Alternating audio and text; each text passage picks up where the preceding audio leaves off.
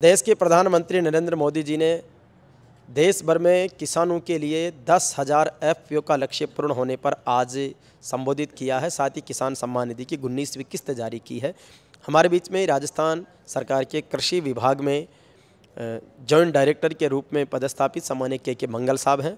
Sir, हम जानना चाहेंगे कि सामान्य जन और किसान एफपीओ के बारे में जानना चाहते हैं। क्या है एफपीओ और इसकी क्या उपयोगिता है, महत्व है, किस तरीके से किसान इनके साथ जुड़कर काम कर सकते हैं? देखिए, भारत के यशस्वी प्रधानमंत्री आदरणीय नरेंद्र मोदी साहब ने आज जो घोषणा की है, 10,000 फार्मर प्रोड्यूसर ऑर्गेनाइजेशन, किस प्रकार से किसान अपना खुद का प्रोड्यूस विक्रय करने के लिए, उसका व्यापार करने के लिए अपना खुद का संगठन बना करके जुड़े, इसको बोलते हैं एफपीओ यानी फार्मर प्रोड्यूसर ऑर्गेनाइजेशन। अब तक किसान क्या होता है, अपना माल पैदा करता है, अपनी फसल तैयार करता है, मंडियों में लेके जाता है, कई बार किसान गांव में बेच देते हैं।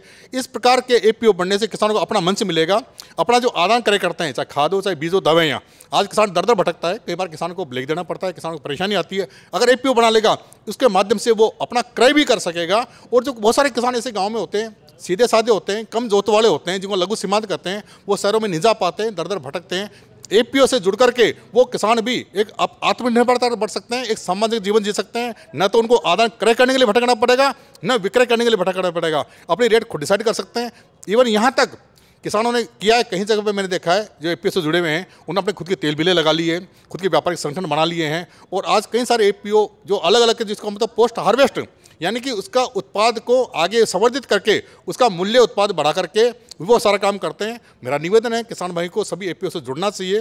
और आप कहीं भी एफपीओ जो आपके अनुकूल हो, चाहे डेयरी से संबंधित हो, चाहे वो अनाज से संबंधित हो, सब्जियों से संबंधित हो, आपके पोलाव से संबंधित हो, आपके हनी बी से संबंधित हो।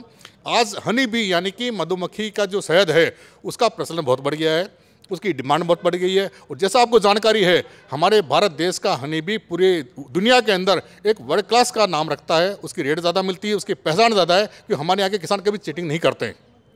पहले चाइना का नाम था, इस चाइना में मिक्सिंग हुआ। और हमारे किसान भाई अगर हनी बी से भी जुड़ेंगे, इस प्रकार के एफपीओ बनाएंगे, मधुमक्खी पालन के एफपीओ बनाएंगे, निस्संदेह उनको प्रोसेसिंग का फायदा होगा, उनको पैकेजिंग का फायदा होगा और अच्छे रेट मिलेंगे। सर, आपके मार्गदर्शन में हमने टोंक ज़िले में जो हनी बी कीपिंग का पहला एफपीओ बनाया है, जो राज्य सरकार ने एक्सेलेंस अवार्ड भी दिया है।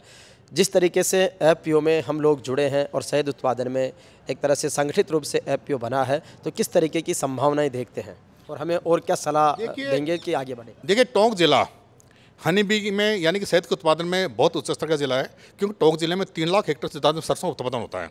और सरसों का हनी भी बहुत अच्छी तरह से बनता है। इस बात को मैंने 2006 में देख लिया था।